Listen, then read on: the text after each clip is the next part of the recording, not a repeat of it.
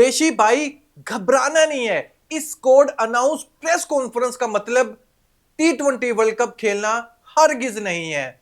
दोस्तों, जो जो आपके मन में क्वेश्चन था ना, ऑलमोस्ट आकिब जावेद ने, सलमान अली आगा ने और माइक हैसन कोच ने उन सभी सवालों के जवाब दे दिए हैं।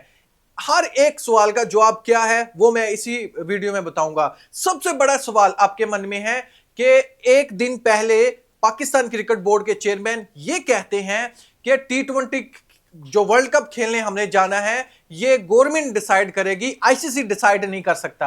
हम बात मानेंगे पाकिस्तान गवर्नमेंट की, आईसीसी की बात नहीं मानेंगे।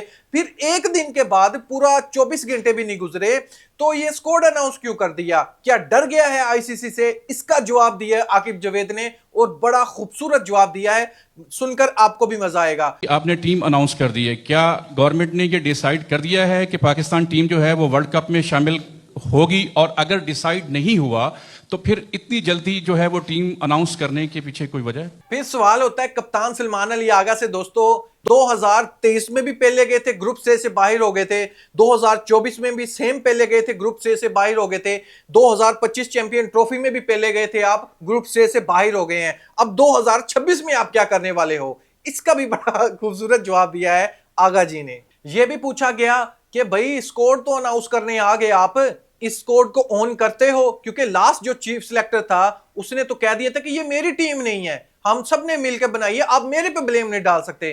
क्या आप इस कोड को अनाउंस करने से पहले ऑन कर रहे हो? इसके हवाले से जवाब दें। इसका भी बड़ा खूबसूरत जवाब दिया आकिब जावेद ने। दूसरा, बाबर आजम को क्यों सिलेक्ट कर लिया है? क्या T20 वर्ल्ड कप का प्लेयर है बाबर आजम को? क्या वजह है इसके पीछे? इसका जवाब दिया आकिब जावेद ने। हारिस रऊफ को क्यों ड्रॉप किया? इसका जवाब दिया आकिब जावेद ने। सलमान अली आगा, दिल गुर्दा हो तो सलमान अली आगा जैसा। सलमान अली आगा से सवाल होता है कि जैसे चैंपियन ट्रॉफी में इंडियन टीम के पास एडवांटेज था एक ही ग्राउंड में अपने सारे मैचेस खेलने का, क्या अब आपके पास ये एडवांटेज नहीं है? इसके ऊपर बड़े खूबसूरत तरीके से सलमान अली आगा ने जवाब दिया है, मजा आया सुनकर। मोहम्मद रिजवान के बारे में बताया, माइक हैसन ने क्यों सिलेक्ट नहीं किया, उस्मान खान को क्यों सिलेक्ट किया, ख्वाजा नाफी को क्यों सिलेक्ट किया, मोहम्मद वसीम जूनियर को क्यों ड्रॉप किया। इन सभी सवालों के जवाब मैं एक एक करके बताऊंगा इसी वीडियो में। वो सबसे बड़ा क्वेश्चन आकिब जावेद से यह पूछा गया कि पाकिस्तान को तो यह कहा जाता था कि ये एक पेस फैक्ट्री है, यहां पर यानी फास्ट बॉलर प्रोड्यूस होते हैं, दबदबा था पाकिस्तानी बॉलर्स का, आप भी उनमें से एक थे। लेकिन अब आप पाकिस्तान टीम के साथ अटैच हो, फुल अथॉरिटी आपके पास है, लेकिन फास्ट बॉलर कहां पर है? फास्ट बॉलर क्यों नहीं आ रहे सामने? इसका भी आकिब जावेद ने बड़े प्यारे तरीके से जवाब दिया है, मुझे तो बहुत अच्छा लगा है। सबसे पहले यह सवाल का जवाब दूंगा दोस्तों, बाबर आजम को क्यों सिलेक्ट किया? आकिब जावेद का कहना था कि जब एशिया कप हुआ था कंडीशन ऐसी थी कि वहां पर हमें बाबर आजम की कमी बहुत बुरी तरह महसूस हुई। अगर वहां पर बाबर आजम होते तो एशिया कप आज हमारे पास ही होता। वैसे भी हमारे पास ही है, कोई टेंशन परेशानी वाले नहीं है।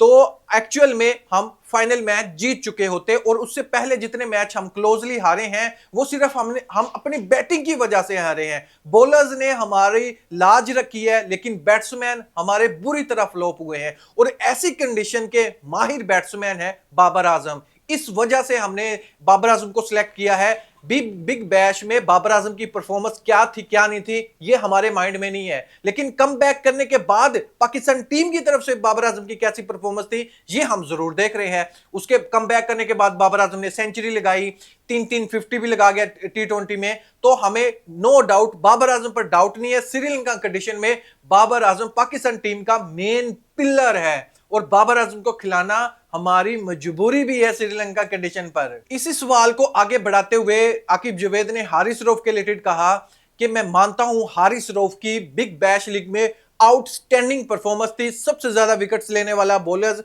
हारिस रऊफ है। लेकिन कहां पर खेल रहा है हारिस रऊफ? हारिस रऊफ खेल रहा है कहां पर? बिग बैश ऑस्ट्रेलिया में खेल रहा है, लेकिन हमने जो वर्ल्ड कप खेलना है वो श्रीलंका में खेलना है। तो कंडीशन का बहुत ज्यादा डिफरेंस है। एक तो ये रीजन बताया, दूसरा बड़ा खूबसूरत तरीके से जवाब दिया हारिस रऊफ के रिलेटेड, वसीम जूनियर के रिलेटेड। उसने कहा आकिब जावेद ने कि देखिए जो हारिस रऊफ है और वसीम जूनियर है ये एक जैसे बॉलर है। फॉर एग्जाम्पल उसने मिसाल देकर कहा कि शाहीन शाह अफरीदी को अगर आप लो, नसीम शाह को लो, ये शुरू में भी बॉलिंग करवा सकते हैं, पावर प्ले में भी करा सकते हैं, मिडिल ऑर्डर में भी करवा सकते हैं और डेथ ओवर में भी ये बॉलिंग करवा सकते हैं। यानी तीनों जगह पर हमारे शाहीन शाह अफरीदी और नसीम शाह तीनों जगह पर बॉलिंग करवा सकते हैं। ऐसे ही सलमान मिर्जा।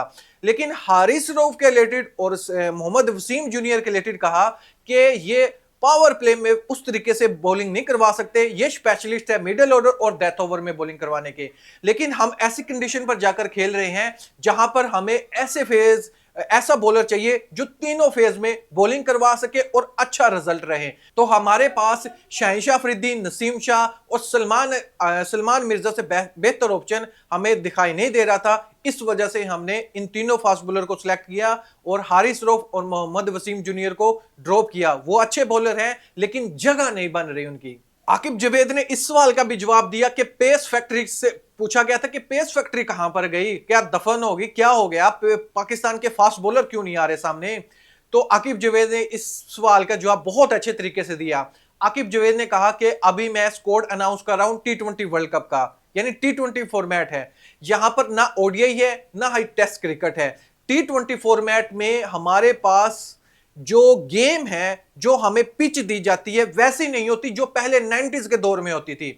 वहां पे आपको रिवर्स स्विंग भी मिलता था, यानी बॉलर्स के हक में कंडीशन होती थी, पिच ऐसी बनाई जाती थी। लेकिन आजकल जो मॉडर्न डे की क्रिकेट है ना, यहां पर सिर्फ बॉलर्स को नहीं देखा जाता, यहां पर देखा जाता है बैट्समैन को ज्यादा। यानी अगर कोई मैच देखने आ रहा है, जो घर बैठकर देख रहा है, वो इंटरटेन होता है कि छक्के पे छक्का लगे तो मजा आए। तो फिर इस गेम की जो खूबसूरती है, जो फैंस को इंटरटेन करना है, ये क्रिकेट ऑलमोस्ट कन्वर्ट हो चुकी है। यानी उसका मतलब था कि T20 जो है ना, T20 में वैसी पिच ही नहीं बनाई जाती जिससे बॉलर को एडवांटेज हो। यानी पिच का कसूर बताया आकिब जवेद ने, ना कि हमारे बॉलर्स का कसूर बताया आकिब जवेद ने। यानी इस टाइम पर जो पेस फैक्ट्री आपको नजर नहीं आ रही, इसके पीछे मेन रीजन यही है कि वैसी पिचेस ही नहीं होती। अगर वो ऐसी पिचेस बनाई जाए, रिवर्स स्विंग भी मिले, बाउंस भी मिले, यानी थोड़ा बहुत बॉलर को फेवर दे, तो आप देखेंगे पाकिस्तान के यही फास्ट बॉलर विकेट्स लेकर जा रहे होंगे। लेकिन T20 फॉर्मेट में ऐसी पिचेस जानबूझकर नहीं बनाई जाती, क्योंकि आप देखते हैं T20 गेम ही नहीं है लो स्कोरिंग का। सलमान अली आगा से जो सवाल हुआ था कि 3 साल तीनों बार हम ग्रुप स्टेज से बाहर हो गए हैं, अगली स्टेज पर जा ही नहीं सके, क्या आप इस सिचुएशन में इतना बड़ा प्रेशर है आप पर कि आप नेक्स्ट राउंड में जा पाएंगे या नहीं? इसका जवाब दिया सलमान अली आगा ने, मैं मानता हूं अच्छी क्रिकेट नहीं खेली, 3 साल हो गए हैं, हम ग्रुप स्टेज से बाहर हो रहे हैं। लेकिन दोस्तों, उसका वही सवाल का जवाब जो पहले बरसों हम सुनते आ रहे हैं कि हम अपनी गलतियों से सीखते हैं, और इस बार जो कॉम्बिनेशन बना है इससे आपको ये नहीं फील होगा कि हम ग्रुप स्टेज से बाहर हो रहे हैं। हम इंशाल्लाह नेक्स्ट राउंड में जरूर जाएंगे और वर्ल्ड कप जीत कर आएंगे। ऐसा सलमान अली आगा का मानना है कि कॉम्बिनेशन कुछ ऐसा बना हुआ है। और सलमान अली आगा ने इसका बड़ा खूबसूरत जवाब दिया एडवांटेज वाला, कि सवाल हुआ था कि अब आपको एडवांटेज है जैसे इंडिया टीम को था। इस पर सलमान अली आगा ने क्लियरली कह दिया, हाँ देखें कप्तान हो तो ऐसा हो। उसने साफ साफ कह दिया अल्हम्दुलिल्लाह एडवांटेज है, जैसे टीम इंडिया को था हमें भी एडवांटेज है। लेकिन इस एडवांटेज का सिर्फ हरगिज ये मतलब नहीं है कि आप अच्छी क्रिकेट ही ना खेले। अगर आप अच्छी क्रिकेट नहीं खेलोगे आप बाहर हो जाओगे। इस एडवांटेज का अचार नहीं डाल सकते आप। इंडिया ने भी अच्छी क्रिकेट खेली थी, हम भी अच्छी क्रिकेट खेलेंगे, तभी हमें इस एडवांटेज का फेवर मिलेगा। अदरवाइज हरगिज एडवांटेज का फेवर हमारे हक में नहीं रहेगा। एंड द डे हमें यही फील करवाया जाता है और हमें यही एहसास रहना चाहिए, हम पाकिस्तान की तरफ से खेल रहे हैं, हमें सबसे मेन इंपॉर्टेंट हमारे लिए जीत है। हम एडवांटेज को साइड पर करते हैं, उस दिन कौन सी टीम हमारे आगे है, क्या हमारा गेम प्लान है, कौन सा कॉम्बिनेशन है, उसको हम लेकर चलते हैं। सलमान अली आगा से यह भी सवाल हुआ कि आप बाबर आजम की जगह पर खेल रहे थे T20 में, जब बाबर आजम को सिलेक्ट नहीं किया 1 डाउन और आपने अच्छी इनिंग खेली, क्या वर्ल्ड कप में बाबर आजम 1 डाउन आकर खेलेंगे या फिर आप ही खेलोगे? इस पर सलमान अली का कहना था T20 एक ऐसा फॉर्मेट है, यहां पर सिर्फ ओपनर के बारे में पता होता है कि इनकी कंफर्म पोजीशन है, बाकी किसी भी प्लेयर की कंफर्म पोजीशन होती नहीं है। यानी हम सिचुएशन के हिसाब से मैनेज करते हैं। कभी आपने देखा हम लेफ्ट हैंड बैट्समैन को भेज रहे होते हैं कंडीशन के हिसाब से, ग्राउंड के हिसाब से, किस तरफ बाउंड्री छोटी है उसका एडवांटेज उठा रहे होते हैं। कभी पावर हिटर को भेज देते हैं अगर ओपनर ज्यादा देर खड़े हो जाएं, तो कभी हमें ऐसे एंकर प्लेयर को भी भेजना पड़ता है जब जल्दी विकेट गिर जाए। यानी उसका मतलब यह था किसी भी टीम की तरफ आप जाओगे ना, आपको सिर्फ ओपनर के बारे में पता होगा, बाकी नीचे जितनी भी पोजीशन है किसी भी प्लेयर के बारे में नहीं पता होगा।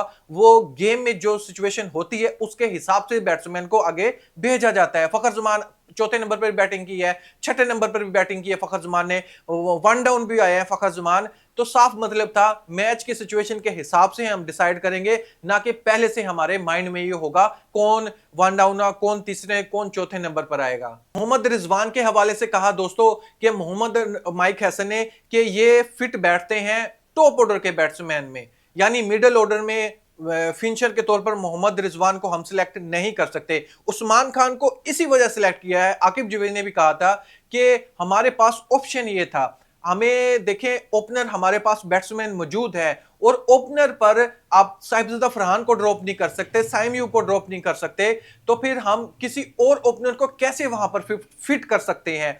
तो कहने का मतलब यह था कि मोहम्मद रिजवान ऊपर आकर खेलते हैं, ऊपर जगह नहीं है, इस वजह से मोहम्मद रिजवान को ड्रॉप किया हुआ है। माइक हैसन का भी यही कहना था कि मोहम्मद रिजवान मिडिल ऑर्डर में या नीचे आकर बैटिंग नहीं कर सकते, टॉप ऑर्डर के वो बैट्समैन है, इस वजह से उसको 15 रुकनी स्क्वाड में जगह नहीं बनी। वैसे परफॉर्मेंस उसकी अच्छी है, उसने ये भी कहा था बिग बैश से अच्छे नहीं गुजरा, इससे ये हम कंसीडर नहीं करते कि वो अच्छा प्लेयर नहीं है। दोस्तों स्क्वाड अनाउंस पर आकिब जवेद ने कहा कि इस टीम को मैं ऑन करता हूं, मैं पहले ही कह देता हूं इस टीम को मैं ऑन करता हूं, लेकिन उसी टाइम एक सेकंड भी नहीं लिया, ये भी कह दिया कि ये सिर्फ मेरी टीम नहीं है, ये इसमें कोच का भी उतना ही हक है, इसमें कप्तान का भी उतना ही हक है, क्योंकि बाबर आजम को जो सिलेक्ट किया गया वो कोच ने भी डिमांड किया, वो कप्तान सलमान अली आगा ने भी उसका डिमांड की, और हम भी ऐसा समझते कि बाबर आजम श्रीलंका में अच्छा खेलेंगे। इसी वजह से ये जो टीम बनाई गई है, जो अनाउंस किया गया है, इसके पीछे एक बंदा नहीं है, सारे जो सिलेक्शन कमेटी में बैठे हुए हैं, कोच, हेड कोच